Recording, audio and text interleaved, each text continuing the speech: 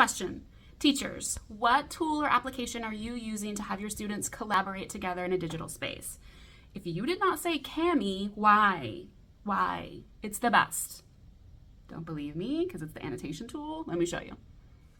There's so many different ways that students can collaborate on Cami. If you already have a file that you love and you want students working on together, simply upload that, or you can browse their templates. Cami has literally hundreds of templates that you can use for them to work on together.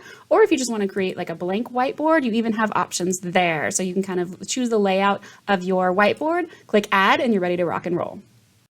So once you have that board up, there are so many different ways that students can interact on this thing. So down here, a couple of my favorite features, they can obviously add text, super easy to do, but look at the different media types they can put in. They can add, take pictures from their own devices. They can add stuff from Google Drive. They can insert images if they can't draw or don't want to draw. Drawing with a mouse is hard.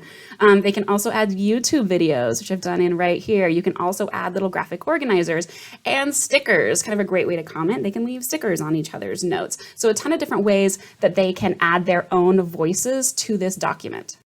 One of the main advantages to using Cami as a collaboration board as opposed to other tools like Slides or Jamboard is students can't move each other's stuff around. They're only able to manipulate what they put on the board. So if they click on another student's stuff, they can't move it around or make it go bye-bye. The other thing is teachers, you can tell who put things on their board just by hovering over it.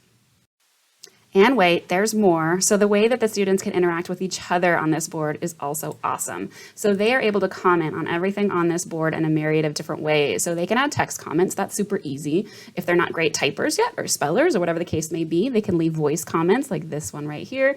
They can also do video comments, so they can record themselves reflecting or summarizing any piece on that info or any pieces on that board.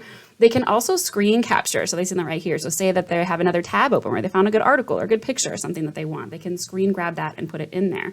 Students are also able to leave comments on each other's stuff and then reply. So they can have conversations with each other about the things that they are interacting with, which makes this a truly interactive whiteboard.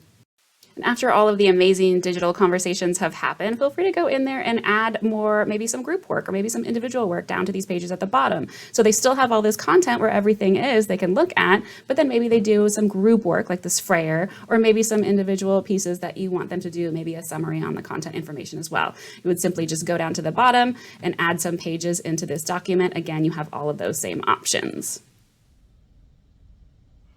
I told you. Now go play with Cami whiteboard features and get to hear from all of your students, even the quiet ones. Have fun.